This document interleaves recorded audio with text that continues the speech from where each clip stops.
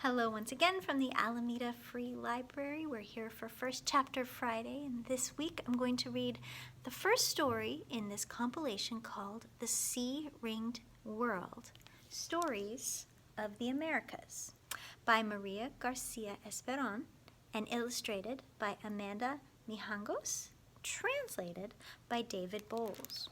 Here's the introduction of this very beautifully illustrated book. I'll give you a little sneak peek here with the end papers.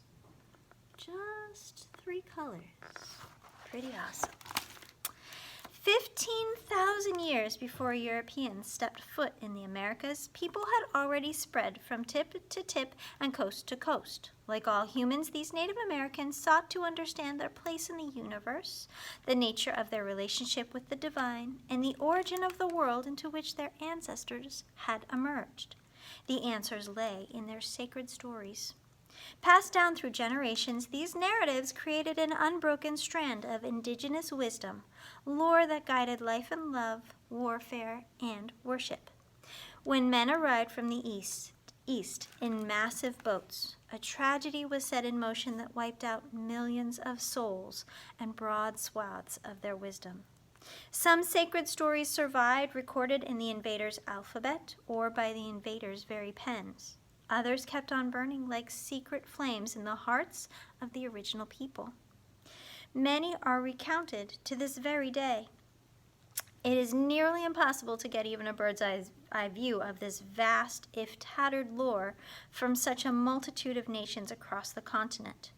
What we have sought to do in these pages, however, is take up the threads of some indigenous cultures and weave a unique and varied tapestry that gives just a glimpse of their traditions. The narratives we have collected reveal the inexorable and vast movement of generations, that endless trek from north to south, east to west, and back again. Past and present converge in these sacred tales which speak of an original time, nearly lost and forgotten, but deeply evocative. Some of the tales have been altered by sensibilities and languages foreign to this land, shaped by colonial mindsets and romantic notions. Wherever possible, we have tried our best to bring out the faint ancestral voices echoing at the heart of each. Much of the wisdom these tales contain is universal. It can fit your life as easily as it did the lives of the people who heard them first. Some details will feel strange to you, out of step with what you believe to be true. Indeed, the cultures are different, not necessarily yours to emulate. And the behavior of some figures may sometimes strike you as odd or even bad. Nonetheless, there is much to be learned and treasured here. Heed the stories well. Our hope is to open your hearts and minds to the wisdom and beauty of the people on whose land we now live. Let these vital ancient words thread themselves into the woof of your soul, teaching you to respect and admire the lore that has endured unto this moment and to weep for all that has been irrevocably lost. And here is the first story, Spider Grandmother. Hopi tradition. Spider Grandmother, dearest old woman, tell me the tale of the stars, how the owl and the eagle fly, why the buffalo graze and dream. Spider Grandmother, here in our adobe home, your voice ensnares me. Spin your story, please. So long ago that the years are impossible to count, a spirit lived alone in infinite space. He was surrounded by sunbeams, a halo of purest light. So much energy bubbled deep within him, in his chest, that he knew he must create a world.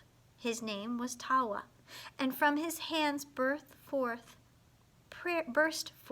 prairies and waterfalls, an immense land full of mountains. In the midst of this world, Tawa carved a vast canyon through which a river of crystalline waters flowed forever.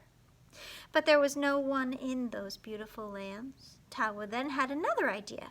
He would create a grandmother. So from his hands also emerged Kukyang Swo's Wuti. I'm sure I'm saying that wrong. I'm going to say it again. Kukyang Sowuti. Better. Spider grandmother. She immediately began to weave an endless web. And from that web came everything that was missing from the world that Tawa had created. Clouds, fish, birds, and people. However, the nights were very dark. Human beings set out to inhabit that first world.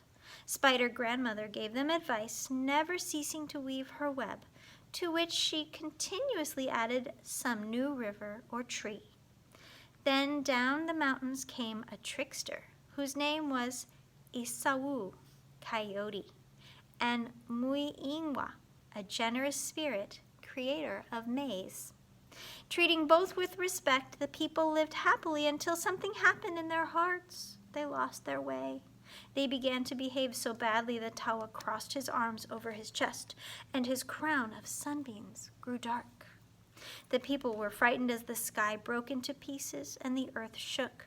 A rain of fire fell from the clouds until a curtain of hail extinguished the flames and buried the houses. The people cried and tried to get to safety, but it was impossible. Tawa made himself dark to destroy the world and punish the evil that had taken over the humans' hearts. Spider grandmother felt compassion for those few who had kept their hearts pure. She descended from her web amid the stars and led the chosen ones toward the Grand Canyon. When all had assembled, a giant hollow reed burst from the depths of the huge fissure in the ground.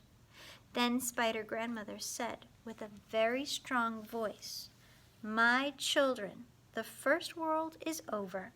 I have woven a home for you with beautiful meadows and blue buffalo, resplendent skies, and eagles of majestic flight. That world awaits, but you must strive hard to reach it. You must climb upward inside this hollow reed that the Grand Canyon has gifted.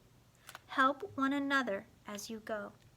After a long night, you will arrive at the land that I, your spider grandmother, have promised." The last human beings obeyed her. They climbed up the great reed, and at the end of the long night they emerged through a sipapu,